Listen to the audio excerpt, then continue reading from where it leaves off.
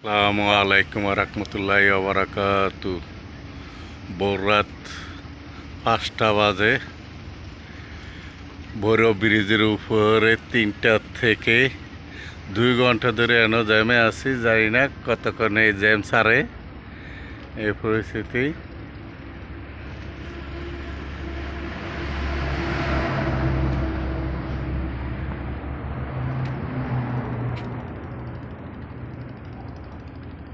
ভৈরবের পুরা ব্রিজটার উপরে পুরা জ্যাম। এই যে নদী,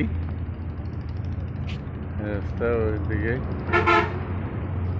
এই পরিস্থিতি। এইটা নদী সাইড।